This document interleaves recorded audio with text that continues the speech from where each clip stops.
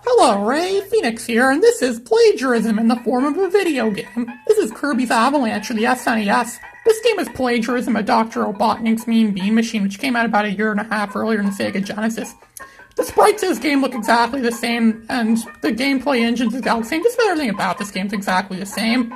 Really, so I already talked about Dr. Robotnik's Mean Bean Machine, so you already know what I think of that. I'm going to talk about something more meaningful here. Plagiarism. Plagiarism is a very, it's a big problem in today's world, in today's society. Some of the greatest people, well, I don't know if the greatest people, but a lot of people have committed plagiarism in recent years. A notable one is Chris Spence.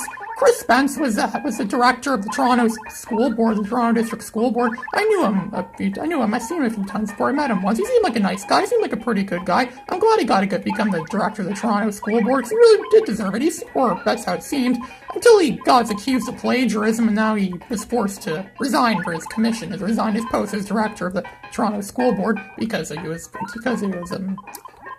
committed plagiarism. That's why he was forced to stand down because of that, which was pretty shocking to everyone. I mean, I was pretty surprised at that too. I mean, I didn't think someone like that would do plagiarism. I really didn't think he'd commit plagiarism. I didn't think he had it in him, but he did. There's other cases too of plagiarism, like Rudolph Ising, for example. He used to work for Disney back in the 1920s, and later he left Disney to work for Warner Brothers, where he worked on Merry Melodies, and he created Foxy Fox, an obvious plagiarism of Mickey Mouse.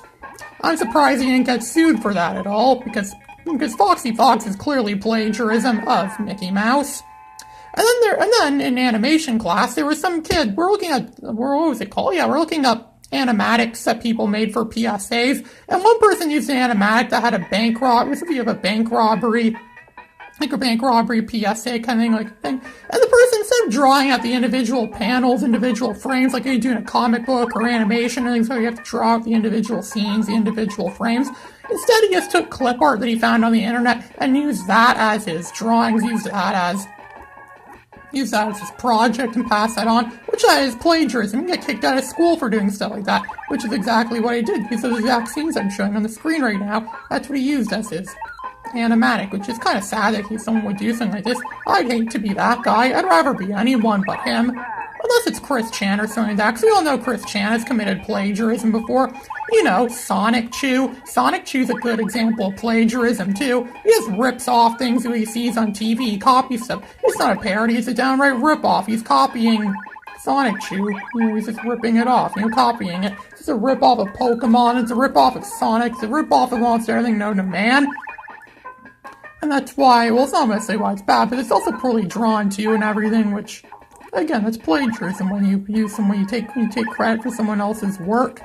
But then again, you should never accuse people of committing plagiarism either. Like, I was showing some friends of mine this really cool guy I met on DeviantArt that shows off his cool paintings. They look really good. They look really good. But then someone said, "How do you know he really paints these? I know he didn't steal them." And I said, "Well, I can't assume that, because you should never assume someone steals their work. When you see someone's work in something, you should never assume they steal it. You should never point the finger or jump the gun that, oh, they must have stolen it. Oh, they must have plagiarized it from something."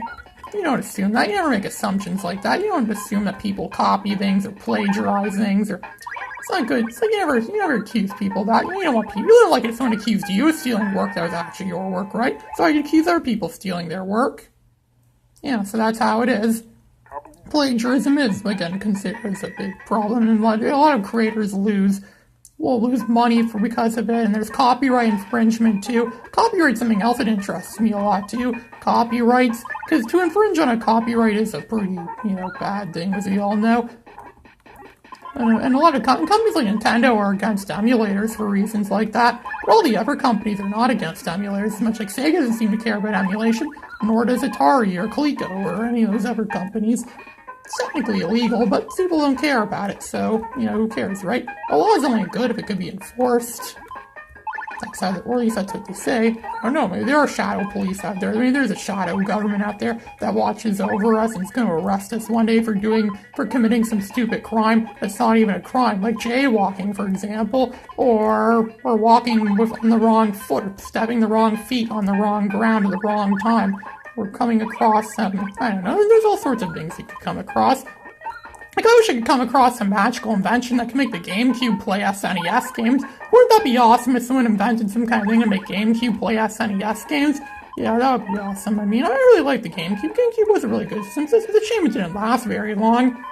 At least it didn't do as bad as the Wii U. The Wii U did worse.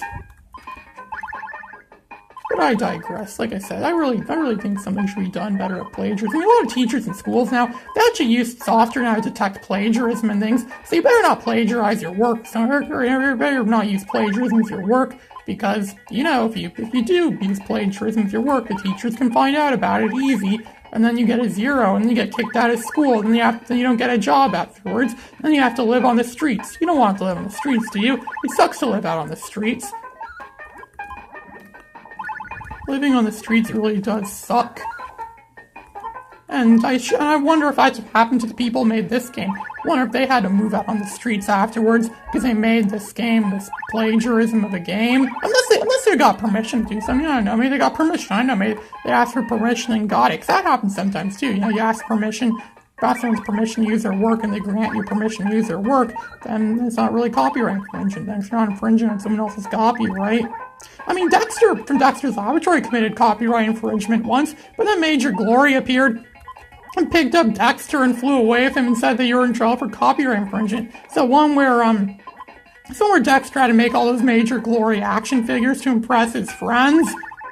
So yeah, that is copyright infringement, making copyrighted materials or copyright characters or making toys of copyrighted properties or things to impress your friends. It still is illegal. I mean, it's copyright infringement. It's copyright infringement. Of course, it's going to be illegal.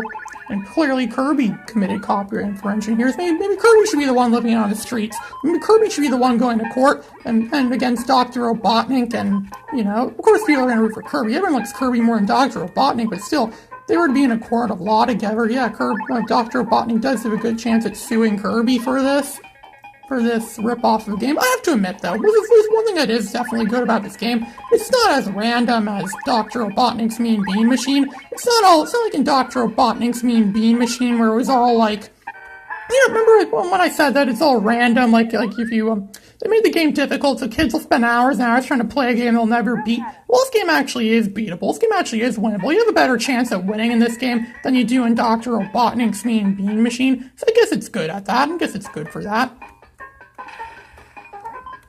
It's not impossible. This game is a lot better than Kirby's Dream Course on the SNES. That game kind of sucked. I actually played that game at McDonald's once. Remember back when McDonald's restaurants used to have video game systems in them? I went to McDonald's that had an SNES in it once, and I played Kirby's Dream Course. They had N64s, and that's back when McDonald's was at the peak of humanity, back when humanity was at its best. I wish McDonald's still did. Supposedly there still are a few McDonald's out there somewhere that still use those old gaming systems in them. And then again, there's other McDonald's restaurants that still run on like Windows 95 or Windows 98.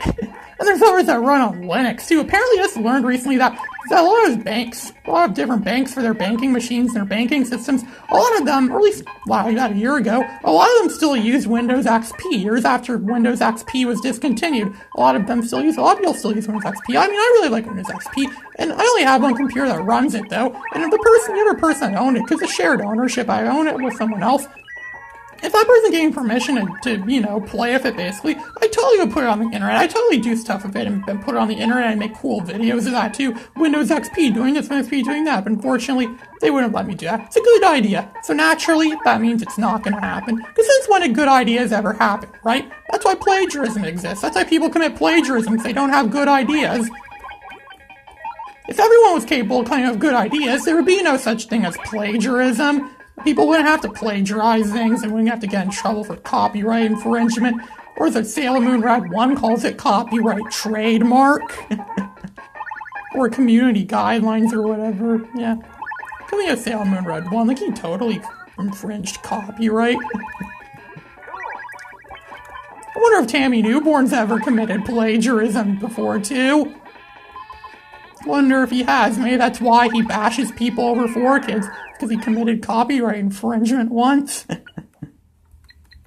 Never realized how plagiarism can really destroy people, can really break people up. But again, a lot of them deserve it anyway, so I guess it's, in some ways, they're simply getting what they deserve. And I guess it's good that way. It's good to get what you deserve, right? They deserve to be punished. They deserve to become crooks.